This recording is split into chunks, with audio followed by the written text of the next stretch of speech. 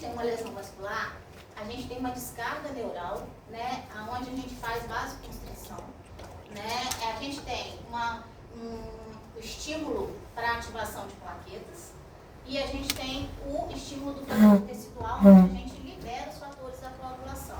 E isso tudo é importante para formar o coágulo, tá?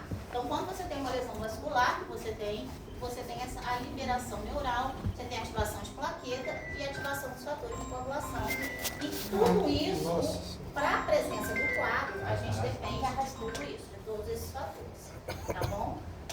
Isso é importante a gente entender porque a alteração deles pode dar a doença que a gente chama de coagulopatia, ou doença plaquetária, ou doença hemorrágica. Né? O efeito vai ser esse. Tá? A gente tem a hemostasia primária, onde a gente tem as plaquetas como os principais ativadores da hemostasia primária. E a gente tem a hemostasia secundária, onde a gente depende dos fatores da coagulação. Quando a gente tem, né, um sangramento anormal, hemorragia, né, uma coisa que não é aquele, cortou, sangrou, parou, não é isso. É aquela coisa que ficou sangrando. A gente tem que pensar em algumas causas, algumas etiologias. A gente tem que pensar, pode ser uma doença vascular, pode ser uma trombocitopenia. Trombocitopenia, lembrando que é o quê? Plaqueta baixa, né? Pode ser um defeito de função plaquetária, né? E pode ser um defeito na coagulação, onde a gente tem os fatores da coagulação, tá? Como manifestação clínica na hemostasia primária, nas doenças plaquetárias, pensando mais nisso, né? A gente tem como manifestação clínica um sangramento mais leve, um sangramento de pele mucosa, tá? Geralmente a gente tem equimose, petequia, vou mostrar foto para vocês, né? Esses são sangramentos mais comuns da hemostasia primária. Uma coisa também é epistaxe, tá? Gente, hemorragia, né? Também são comuns da hemostasia primária. Isso em doenças vasculares, em trombocitopenia e também pensando em função plaquetária, alteração da função plaquetária. Quando a gente tem doença da hemostasia secundária, a gente tem mais articulação, sangramento de articulação em tecidos moles, é o que a gente chama de hemartrose, tá? É um sangramento mais importante, né? E isso o problema, provavelmente, são os fatores da coagulação. Esse aqui vai ficar pior. Eu vou mostrar a foto para vocês. Tá? Então, falando agora, por exemplo, na hemostasia primária, a gente pode ter uma alteração da adesão plaquetária, uma alteração da ativação ou na agregação plaquetária. Aqui, por exemplo, ó, a gente tem essas, como se fosse são telangiectasias, né? Isso é sangramento de pele, tá vendo? Tá? Na doença de Rolf-Weber-Rendu, que é uma doença onde a gente tem uma doença hemorrágica. É um defeito vascular, é uma vasculopatia, tá? Aqui, na púrpura senil, é muito comum, né? Você já viu o idoso, né? Qualquer coisinha você vê a pele do idoso, sempre isso, essas equimosezinhas, tá? É chamado que a gente chama púrpura senil.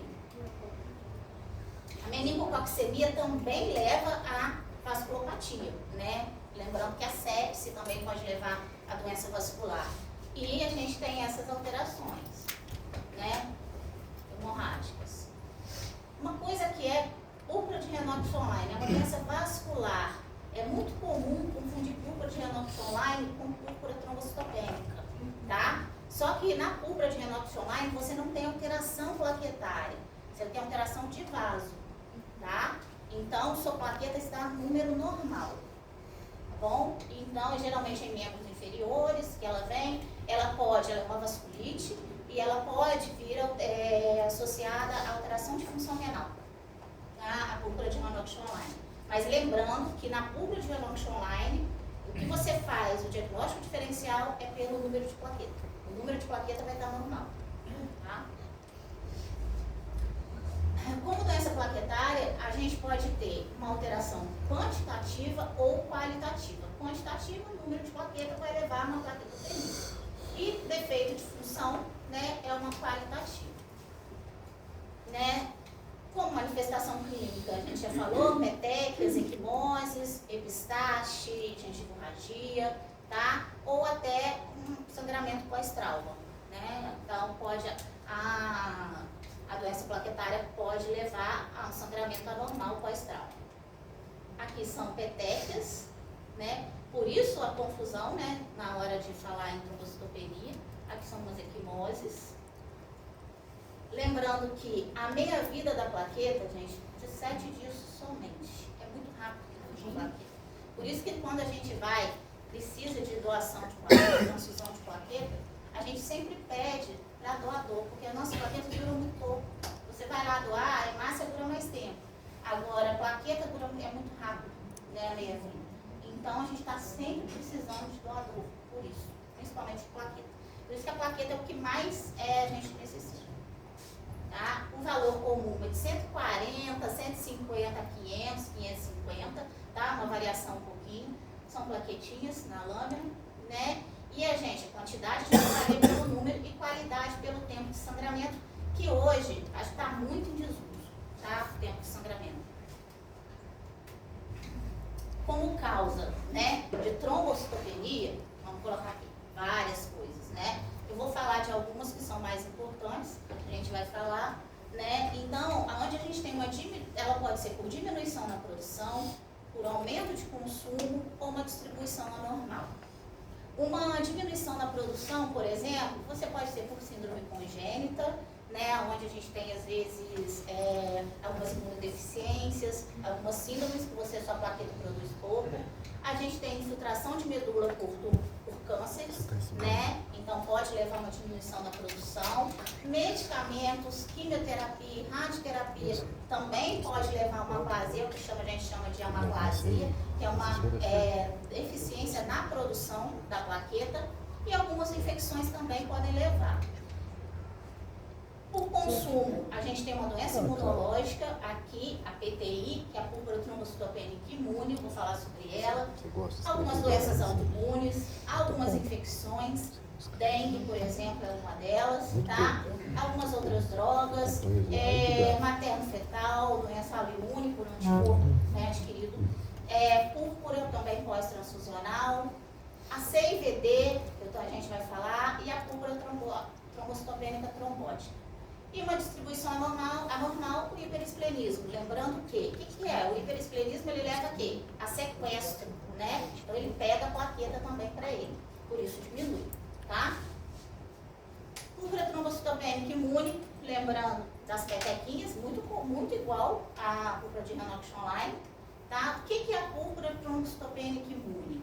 Né? A púrpura é onde a gente tem a presença de um anticorpo que destrói as suas plaquetas, tá? No sangue periférico, que consome, como se o anticorpo consumisse mais a plaqueta, tá? Ela geralmente, não é que sempre, geralmente não é sempre, ela ocorre após uma infecção viral, após uma vacina, tá?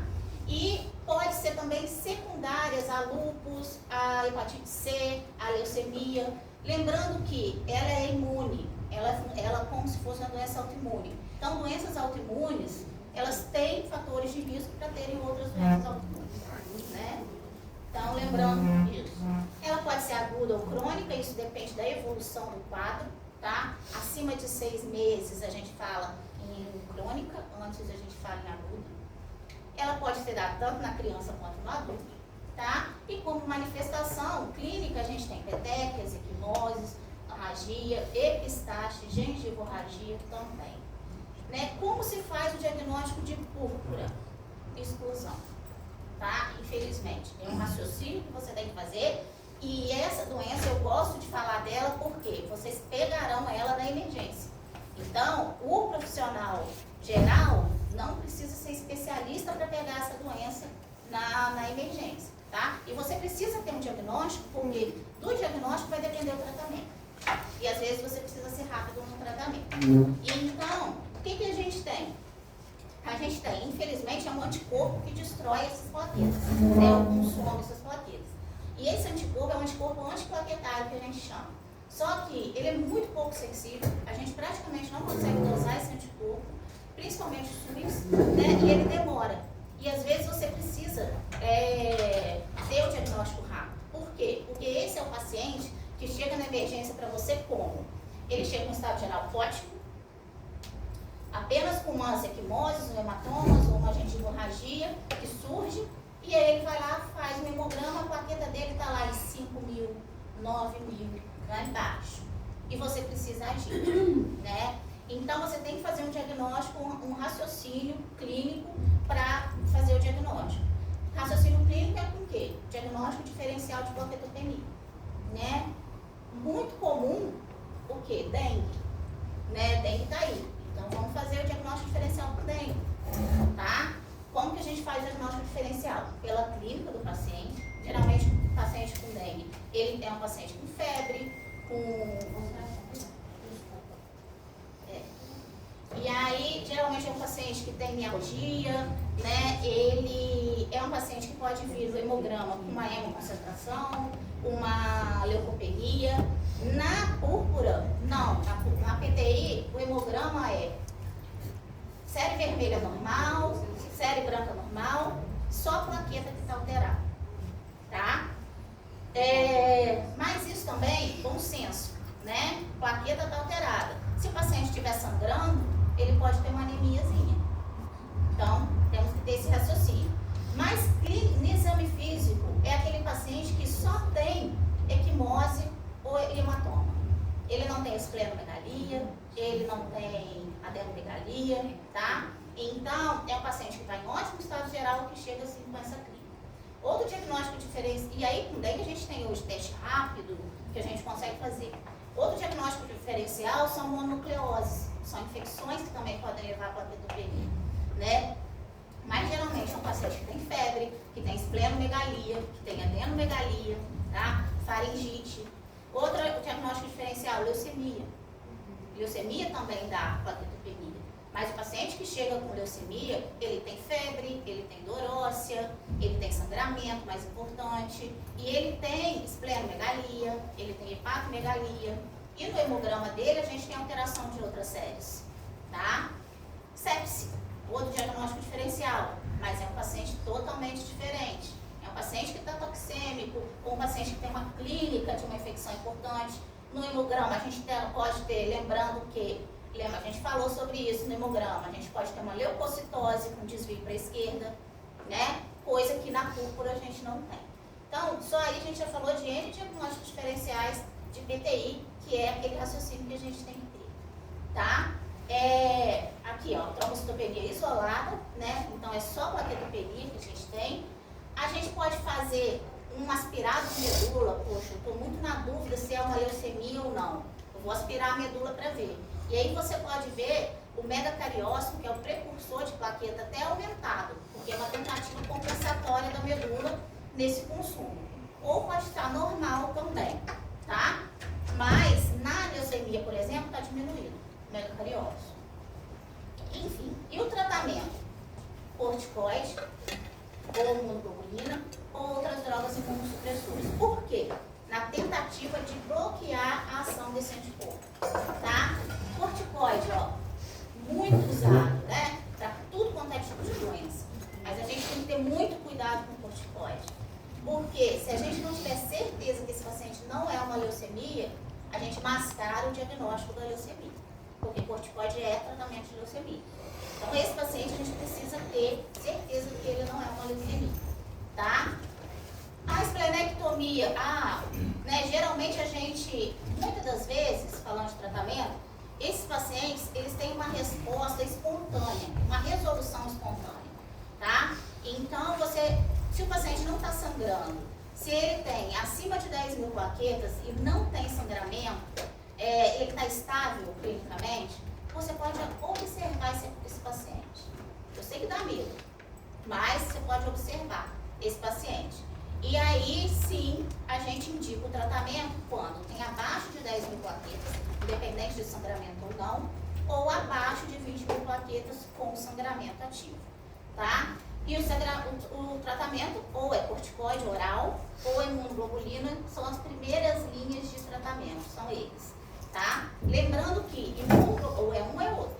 Imunoglobulina, gente, é uma droga cara, que a gente não acha em qualquer hospital. Ela tem que ser venosa, E ela dá efeitos colaterais, como anafilaxia. Então, a gente, às vezes, pode lançar a mão primeiro do corticoide. Mas a corticoide é aquilo que eu falei. Certeza de que não é uma leucemia. Tá? Por isso que, às vezes, poxa, chegou uma paciente para mim uma vez, ela chegou com 5.000 plaquetas, 4.000 plaquetas. Eu fiz imunoglobulina para ela. Fiz o diagnóstico diferencial. Olhei a lâmina do sangue periférico, não vi blasto, ela não tinha uma anemia. Falei, ela não tinha esplenomegalia, não tinha clínica de leucemia. Vou começar, mas comecei a imuno, porque eu tinha no hospital, e aí eu comecei a imuno. Ela não respondeu a imunoglobulina. Pelo contrário, ao invés de 4, caiu para 2. Nossa. E ela começou a sangrar. Ela começou a ter uma gengivurragia que fez com que ela tivesse uma anemia. E aí eu comecei a ficar muito na dúvida, e ela começou com um quadro viral junto, eu comecei a ficar muito na dúvida se aquelas células que eu estava vendo eram linfócitos atípicos ou se eram blastos. E aí eu fiz um aspirado de medula óssea nela, para ter certeza, porque eu queria começar corticoide para ela. E aí fiz o aspirado e realmente veio, como não sendo uma leucemia, comecei corticoide, hoje ela está ótima. Tá? Mas a gente pode ter drogas imunossupressoras aqui, é o que a gente chama de pulsoterapia, tá? Que é corticoide venoso, né? Então, primeiro a gente tenta ou corticoide oral ou imuno. Se não responder, a gente vai para o corticoide venoso, né? Esplenectomia em último caso. Nesse caso dela do mega carioca? Viu? Aumentar. Tá? E aí, aqui, a gente tem hoje uns agonistas, né, plaquetários, né, que a gente tem, que é o Elcambopag e o Robiplostim, que é o Nplate. Eles são medicações que eles ativam, né, a produção de plaqueta, mas eles, infelizmente, o Elcambopag, ele está hoje pelo SUS, só que só a partir de 12 anos. Entendeu? E o Nplate está chegando aqui, a Anvisa acabou de liberar ele pra gente, há tempo, e a gente está tentando, ele é uma medicação que pode ser usada a partir de 1 ano de idade, e a gente está tentando colocar no rol do SUS. Tá? Vamos ver se a gente consegue.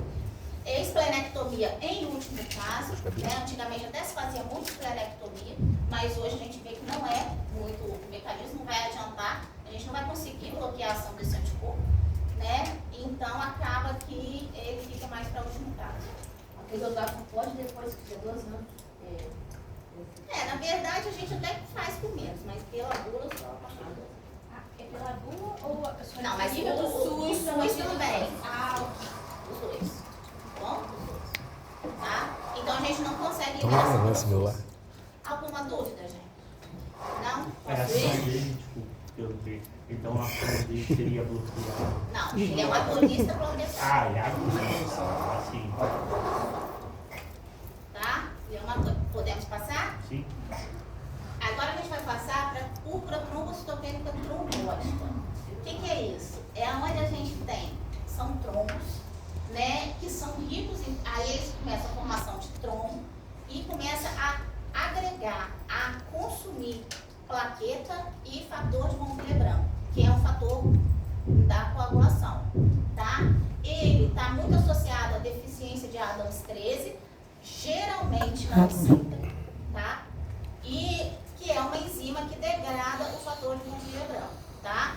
Se você tem uma deficiência, o fator de von Willebrand fica livre e o trombo começa a consumir, entendeu? Como manifestação clínica, a gente tem manifestações de trombocitopenia, né, que são equimoses, que são, né, petequias. A gente tem associado, não se tem ainda, você tem uma liberação, faz com que a gente tenha uma anemia hemolítica. Se ativa a hemólise, não se tem muito mecanismo, mas você ativa uma hemólise, tá? Então, você tem uma anemia hemolítica microangiopática porque você tem lesão de vaso também. Então, acaba que você acaba destruindo a hemácia. E aí, tendo anemia hemolítica, a gente tem aquelas alterações aqui que a gente lembra de anemia hemolítica. Reticulócito aumentado, a gente tem bilirrubina aumentada, LDH aumentado, aptoglobina diminuída.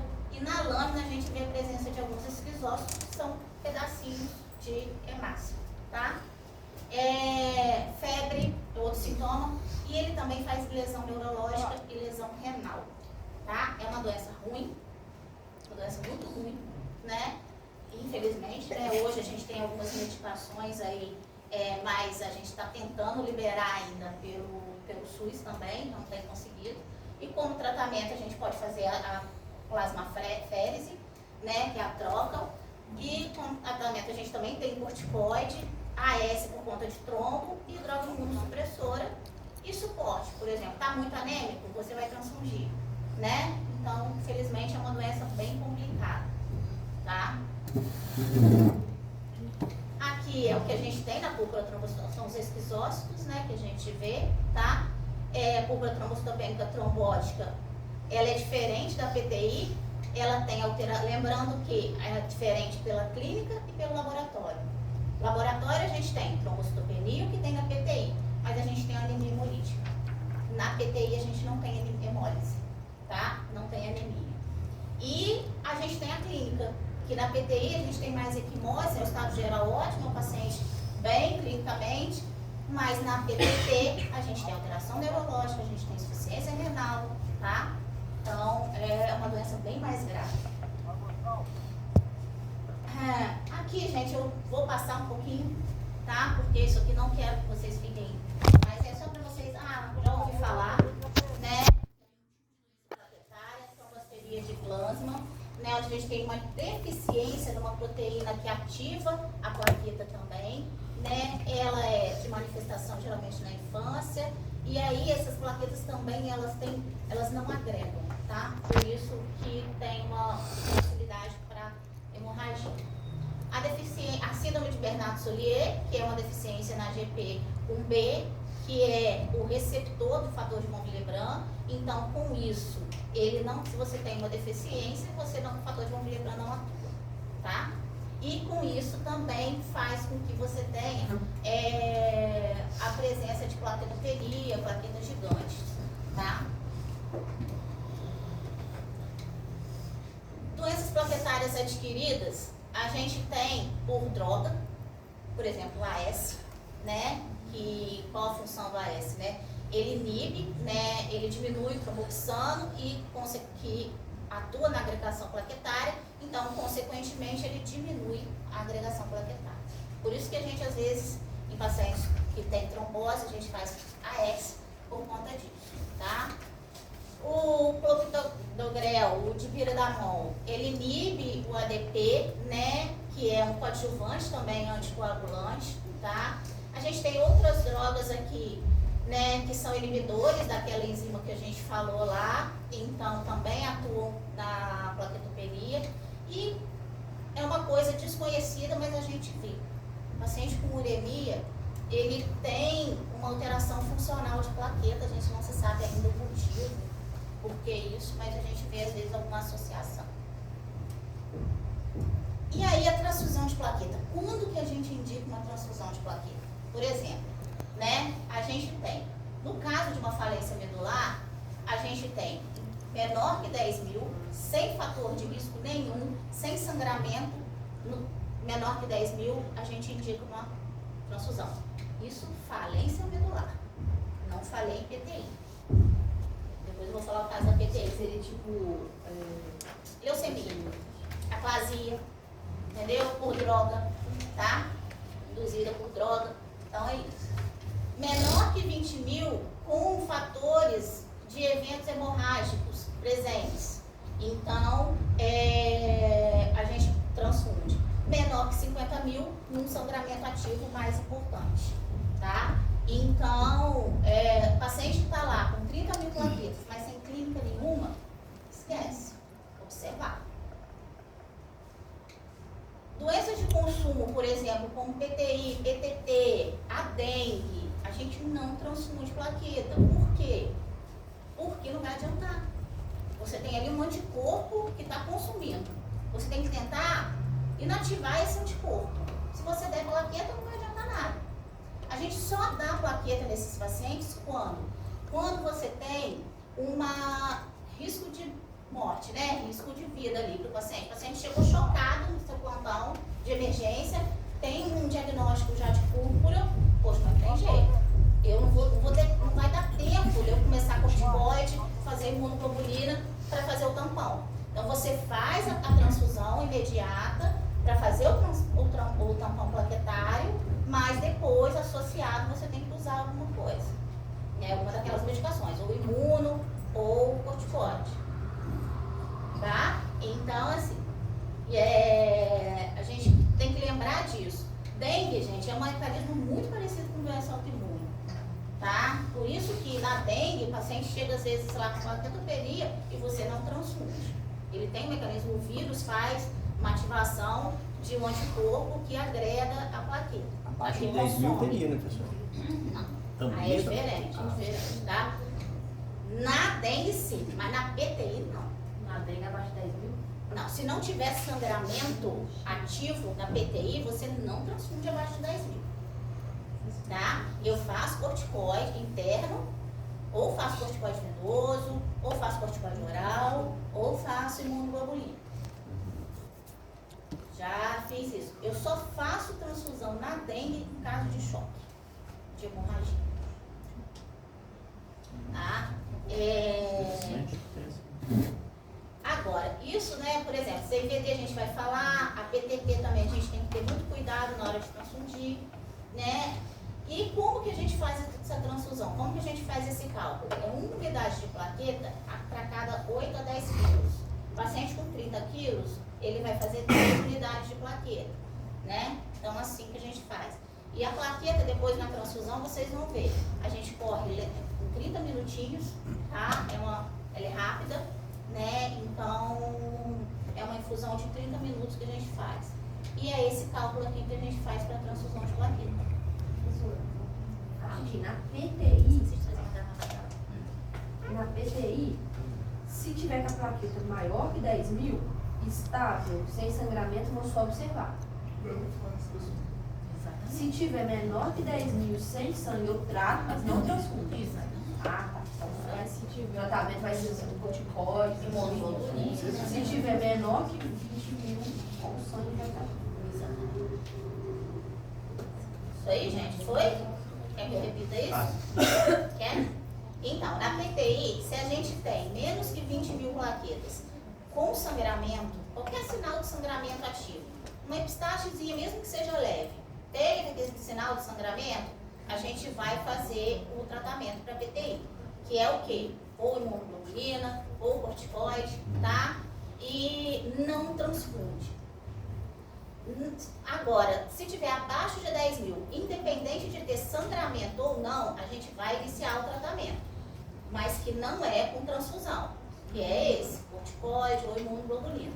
A gente só transfunde na PTI, transfunde plaqueta, tá? A gente só transfunde plaqueta na PTI quando tem um sangramento importante levando a choque. Ah, tem que ser importante. Tá? Tem que Não ser é importante, qualquer não. tipo de sangramento. Não. Você tem uma menstruação que já está há alguns dias, né? Uma metrorragia. Não. Tá? Se não está levando a sinal de descompensação, você não precisa fazer. Tipo, o meu raciocínio vai ter que ser, se eu certo é dar um corticoide, mas não vai dar tempo de você fazer um... Exatamente, é a clínica. Vai morrer. O raciocínio é pela clínica do paciente. O paciente está grave, você vai transfundir. O paciente não está grave, você vai observar. Vai começar o tratamento da PTI mesmo. Tá bom? Então a clínica é essa. E agora a gente vai falar dos fatores da coagulação. Que é a parte mais importante. Eu acho. Mas de repente alguém vai gostar.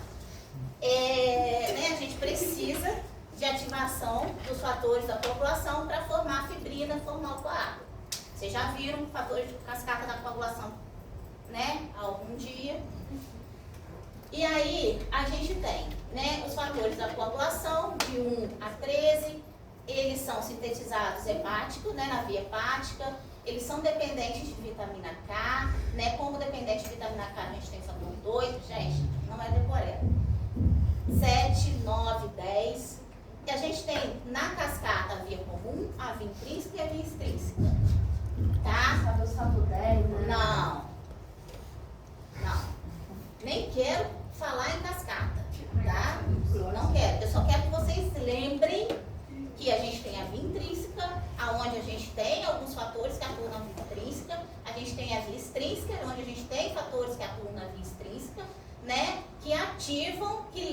via comum, né? Que é onde a gente tem ativação de protrombina para se transformando em trombina, que ativa o fibrinogênio para formar a fibrina. No final das contas, quem vai ser o coágulo, tá? Então, é isso. Só isso que a gente vai falar. Doença da coagulação, né? A gente tem as hereditárias e as adquiridas. Como hereditária, já ouviram falar em hemofilia A e hemofilia? Já ouviram falar em hemofilia? Tá? Eu vou falar sobre cada uma delas daqui a pouco. A gente tem hemofilia A, hemofilia B, doença de von Willebrand e deficiência de outros fatores da coagulação. Como adquirida, a gente tem uma deficiência na vitamina K, que né, a gente sabe que alguns fatores dependem da síntese de vitamina K, hepatopatias, porque eles são sintetizados hepaticamente, né, hepática, e a coagulação intravascular disseminada, chamada CIVD, que a gente vai falar sobre ela também. Hemofilia A é onde a gente tem uma deficiência no fator 8. Hemofilia B, deficiência no fator 9. Elas são doenças hereditárias ligadas ao sexo, ao cromossomo X. A hemofilia A, em comparação com a B, falando de hemofilia, a hemofilia A ela é bem mais comum, é em torno de 70% aí, tá? De hemofilia. Aqui, lembrando que a gente falou que as doenças da coagulação, elas têm os sintomas mais graves, sintomas mais importantes, né? Então a gente tem hematomas também, a gente tem hemartroses que podem levar até deformidade, tá? Hematomas de tecidos moles e sangramento secundário a alguma lesão, algum trauma também, tá? O sangramento é muito mais importante do que numa doença plaquetária, por exemplo. Eu te falar, gente, por exemplo, um paciente com PTI, ele praticamente assim, é difícil sangrar, mesmo ele estando com 10 mil plaquetas, tá? É bem difícil. Aqui, lembrando, aqui ó, isso aqui é uma hemartrose, né, um sangramento articular, tá? A hemofilia, ela faz bastante isso, a hemofilia A, né, outra, né? E, enfim, a gente tem aqui, ó, aqui tá formando até uma deformidade óssea, tá? Pode levar até uma deformidade óssea, né? Aqui a gente tem, classificando a hemofilia, tanto A quanto B, a gente tem o quê?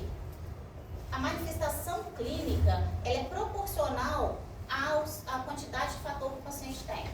Então, quanto menos fator, mais manifestação clínica vai ter, tá? Então, geralmente o paciente que tem em torno de 5 a 20% de fator, ele tem sangramento geralmente só pós-trauma. Ele não tem aquele sangramento espontâneo. Se você tem de 1 a 5%, você tem que estar trancado, tá, gente? Desculpa. Você tem episódios esporádicos, mas você tem episódios espontâneos de sangramento. Agora, se você tem menos de 1%, aí sim você tem episódios bem mais frequentes que podem levar à deformidade, tá? Como a gente viu ali, né? Tá bom? Então, é só para falar. Isso depende, a manifestação clínica depende da quantidade de fator de cada paciente. E o tratamento? Reposição de fator. É o principal, tá? A gente tem, na hemofilia A gente tem que dar fator 8 para o paciente. Na hemofilia B, tem que dar o fator 9. A gente tem também o uso da desmopressina para a hemofilia A. Por quê? Porque ele aumenta a liberação do fator 8.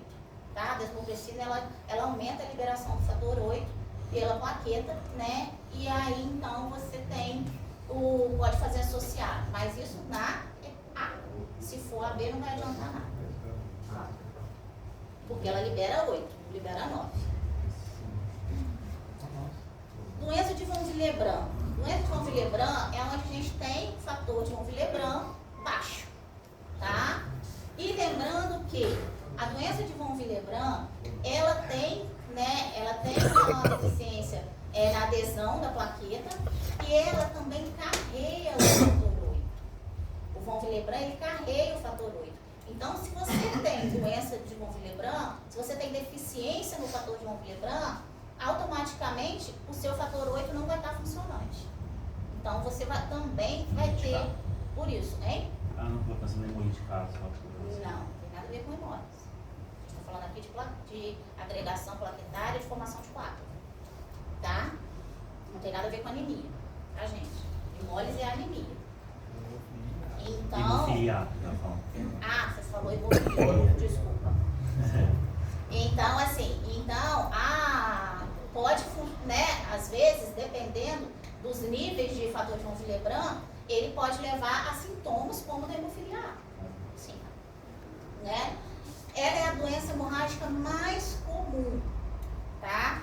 Então, o fator de doença de von Willebrand é importante. Né? E aí, quais são as manifestações? Pistache, gente, hemorragia, menorragia, sangramento pós-trauma, mas raramente a gente leva a hemartrose, tá? Isso, assim, por quê? Porque geralmente os níveis são baixos, mas não são tão baixos como uma hemofilia A, por exemplo, tá? Que às vezes você vê uma coisa bem mais importante. Tem os tratamentos de suporte, né, que medida local para tentar fazer vasoconstrição, o gelo, né? A gente tem agentes antifibrinolíticos, né, que é o tranexame, o Epsilon, é o chamado transamin, já ouviram falar, né? Que ele age como antifibrinolítico também, né? A gente tem o concentrado, que aí sim, de fator 8 e fator de von Willebrand. Esse, se a gente tiver, é o ideal, né? Agora mudando, a gente falou sobre doença de von Willebrand, hemofilia A e hemofilia B. Outra coisa que a gente vai falar é onde a gente tem a deficiência na vitamina K. Que se você tem uma deficiência na vitamina K, automaticamente você vai ter uma deficiência na síntese de alguns fatores, que são fator 2, fator 7, fator 9 e fator 10. Todos eles atuam na cascata. Não quer ver então? Não? Não. Tá. Como causa, por exemplo, paciente que tem uma dieta inadequada, por exemplo, né, pobre em óleo vegetal, folha verde, você pode ter uma deficiência de vitamina K. Tá? Mas isso, gente, é aquela dieta bem precária mesmo, tá? Bem, só porcaria, né?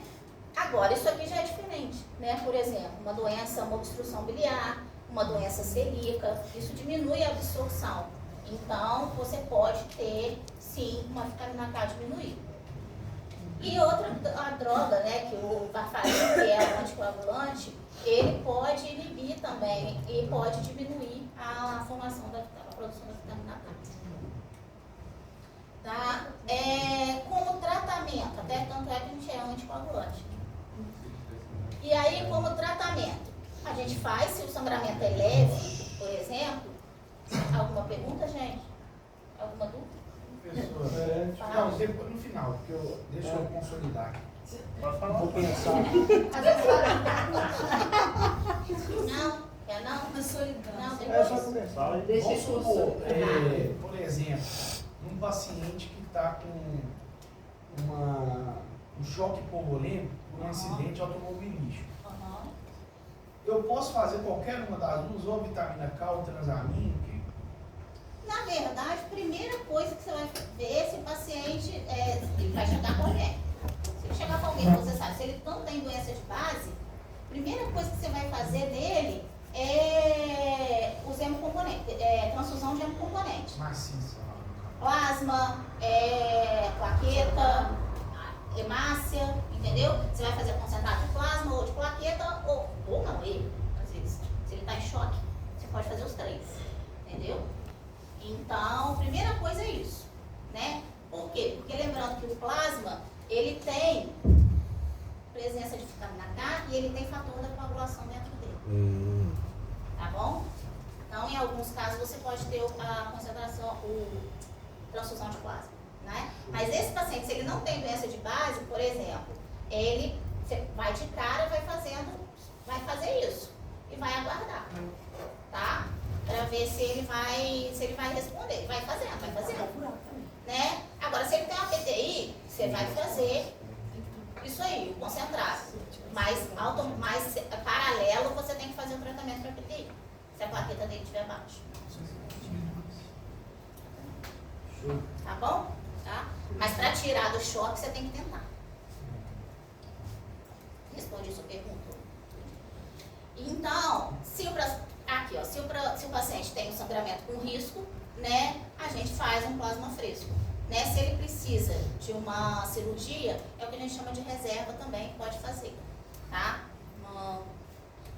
Suzana.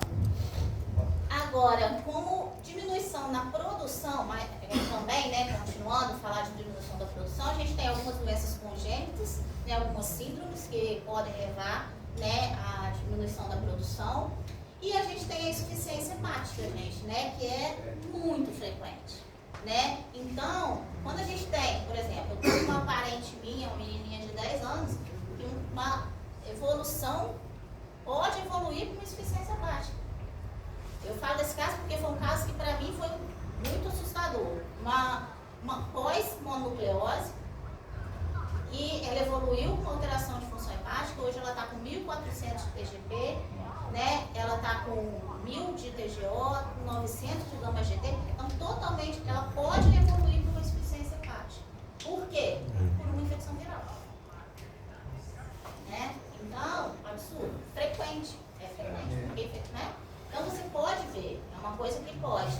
E se você tem insuficiência hepática, uma das coisas é alterar a coagulação. Por quê? Por conta do consumo, por conta de não sintetizar os fatores, tá? Então, né, pode levar a sangramento digestivo, pode levar a equinose, hematoma, tá? Então, lembrando que a insuficiência hepática, ela é frequente, ela é uma das coisas frequentes que levam à doença da coagulação. A coagulapatia, tá? Falando de CIVD, coagulação intravascular disseminada, né? Onde a gente tem, tá vendo, aquele paciente grave, né? Ela geralmente é causada por sepse, tá? O que acontece na doença, na coagulação intravascular disseminada? A gente já tinha um estímulo, uma ativação, né? Onde a gente tem a sepse, levando aqui a formação de trombos, né? E esse trombo, ele consome, levando a vasculopatia, formação de trombo, e esse trombo, ele consome plaqueta e fator da coagulação. Então, na verdade, você tem trombose e você tem hemorragia, né? Na coagulação intravascular disseminada, né? E que é comum isso acontecer pós-sepse, né? Secundária sepse, tá? Quando a senhora fala consome, não é que ele está destruindo, quer dizer, ele está gastando. Agarrando para ele, pegando para dentro dele. Entendeu? Tá?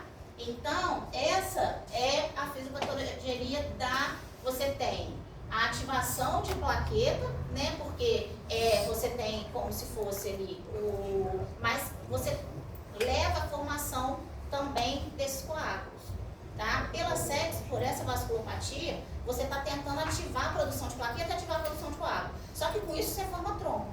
E quando você forma trombo, você consome a plaqueta. É um efeito, tá? Um ciclo, né? Na verdade, exatamente, ciclo vicioso. Então, é uma coisa que você tem ativação, você pode levar um aumento de plaqueta, um aumento de fator da coagulação, mas isso leva a trombo. E o trombo leva a consumo de plaquetas de fator de coagulação. Então, por isso é isso aqui. E aí, você trata como isso? Tratando a sepse. Tá?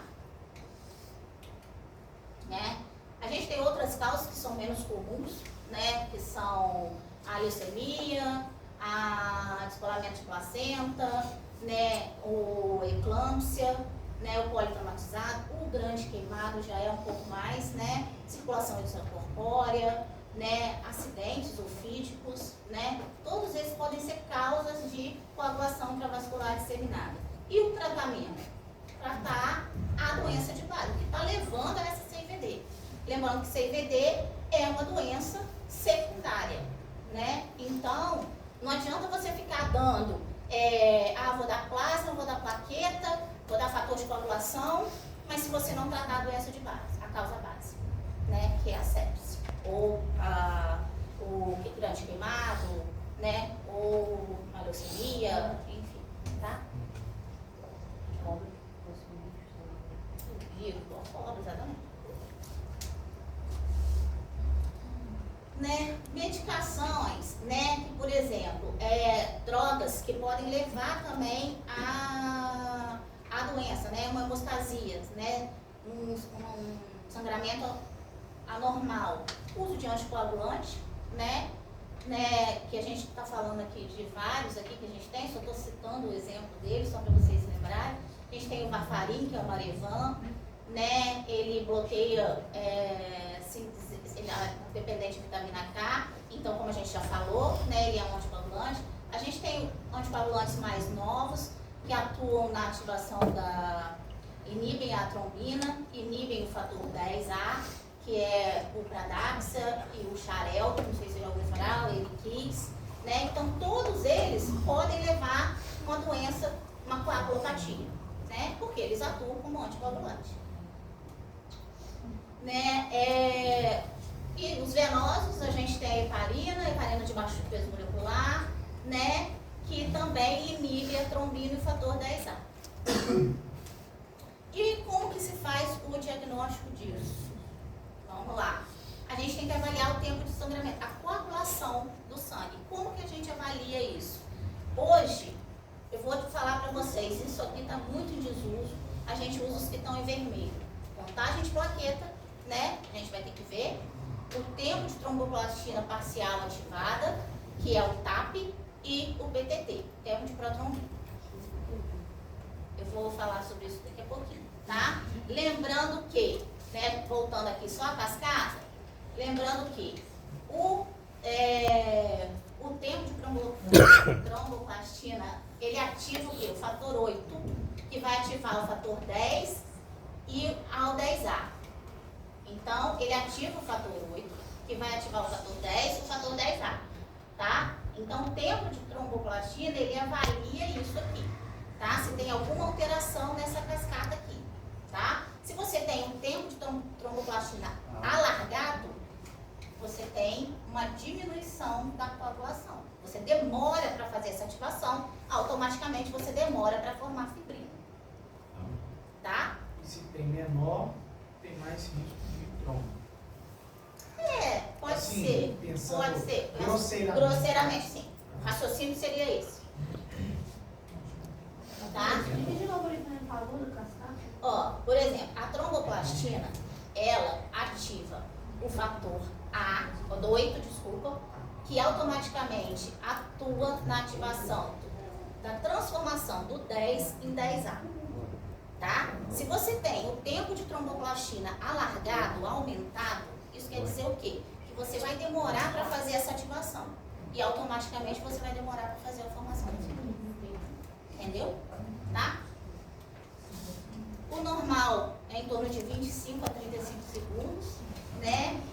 E aqui a gente vai estar falando do PTT, né? Eu vou falar sobre outra. Ó, é esse aqui, ó, desculpa. É esse mesmo. Tá? O PTTA, que é o tempo de tromboplastina parcial, né? É aqui, só lembrando daqui da via intrínseca, né? O PTTA, então, ele avalia o quê? Alteração na via intrínseca. Por quê? Porque a tromboplastina, ela atua aqui na transformação do 8 em 8A, em 10 em 10A, tá? Geralmente, ele está aumentado em deficiência de vias intrínseca e na via comum, como, por exemplo, hemofilia, que é do fator 8, e hemofilia B no fator 9. O uso de heparina também é como causa, né, de PTT aumentado, e presença de alguns inibidores e doença de von Willebrand, lembrando que ela é carreadora do fator 8. Agora, o TAP, gente, que a gente chama, que é o tempo de protrombina, né? Ele atua, eu vou aqui, ó, tá? Na formação, então, ó, é a protrombina, ela se transforma em trombina, que atua na transformação do fibrinogênio em fibrina, tá? Então, ele atua aqui, ó, ele atua aqui, nessa alteração aqui, tá? Então, é isso aqui que você vai levar. Você tem uma deficiência, um alargamento nesse tempo aqui. Desculpa. Voltando, tá? E aí, o normal é geralmente de 10 a 13 segundos. Isso é complicadinho, né? Por isso que eu acho que a trombofilia não vai ser longa hoje. A gente vai ter que ficar sabendo, assim, A prova. Não, Tem. onde que atua esses negócios, não, tem que saber mais isso daí. Você tem que saber, por exemplo, assim, Que a via o TAP, ele é via extrínseca e comum, né? O PTT, ele é via intrínseca, comum, tá bom? E as doenças para nossa mãe. Que no Exatamente. final é para gerar fibrina, cara. Exatamente. Qual que é o resultado final? Aí vai falar, fibrina. A resposta Facinho assim, senhores. Facinho assim. O INR, ele depende do TAP do paciente pelo TAP de controle, tá? Então ele é como se fosse Uma comparação. mas ele é dependente do TAP. A gente calcula o INR pelo TAP, não, tá? Então, o INR, ele é algo que vem até no exame, no próprio exame, quando você faz, vem ali, TAP e INR junto, tá? É uma relação do TAP, do tempo do paciente para um tempo normal. Né? TAP aumentado ou INR aumentado, você tem o que? Alteração de via extrínseca ou via comum, tá? Vitamina K também, a gente pode pensar em vitamina K, né? Porque lembrando lá dos fatores, né, que a gente tem na via extrínseca, né? Ó, aqui tá vendo? O fator 7, o fator 10, tá? Então, eles são fatores dependentes da vitamina K, né? Então, se você tem uma alteração aqui, também vai levar a um TAP aumentado, porque é de via extrínseca, tá? Cumarínicos também podem levar, insuficiência hepática, lembrando que pode dar alteração de vitamina K, né? E aqui, o quadrinho bonitinho para vocês verem. No grupo dos meninos, botaram meu nome. Se você tem o PTT Eles sortearam aumentado quem vai apresentar. e um TAP doutor normal, vai ser o Marco. você tem um problema onde? Só os dois. Na via intrínseca. Tá? Isso que eu sei que não.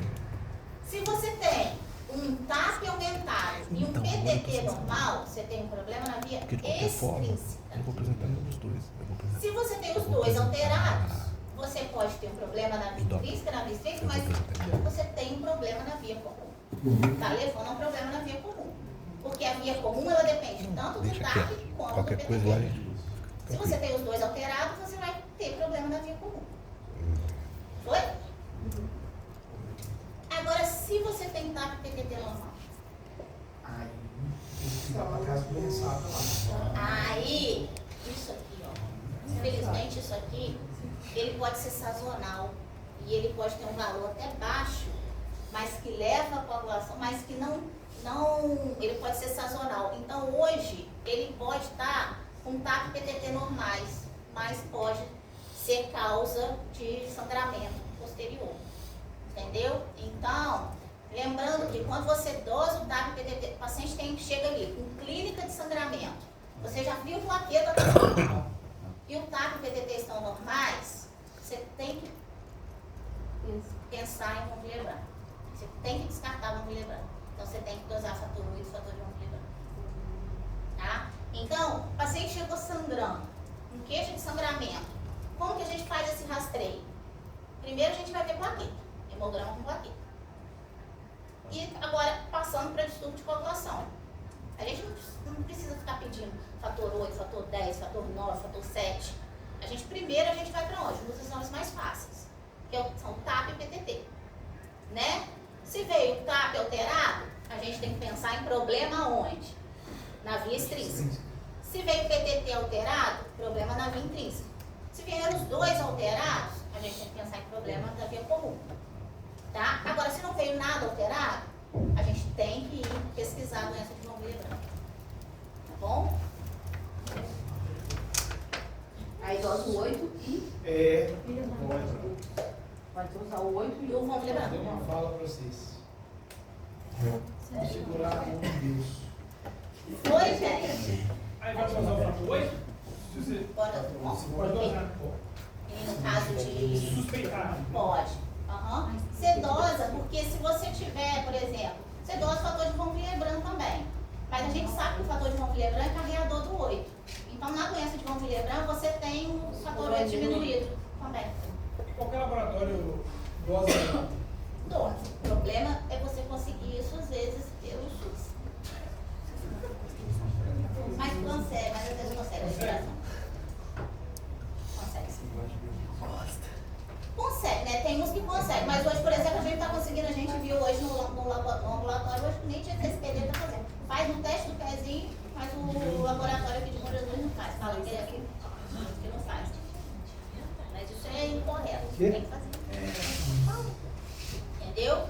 Não, mas o SUS faz. O problema é. O problema é as pessoas. Não. O acesso do laboratório fazer o tipo de O exame. problema são as pessoas, exatamente. Porque o que acontece, gente? O SUS é maravilhoso, tá? Eu sou defensora do SUS. Então, assim, o SUS, ele não é, ele repassa pro laboratório, ele tem um convênio. Só que o laboratório também, às vezes, é muito mal barato. Ele não quer fazer o exame. Por exemplo, não sei exatamente. Não sei exatamente falou não, tá? Mas, por exemplo, a GCSPD, por exemplo, eu já fiz um teste do pezinho, gente. Então, o SUS está fazendo isso. Né? Mas aqui, às vezes, o laboratório não conhece, e às vezes a gente não. Acabou? Ó, e aí? Aí alguma dúvida? Querem voltar em alguma coisa? Volta pro primeiro slide. Quer voltar a aula toda? Eu volto. Quer voltar tudo? Gente, então, ó, hoje a gente falou sobre o quê? Só falando um resumo. Quando a gente tem uma coagulopatia, o que a gente tem que pensar? Plaqueta é um fator de coagulação.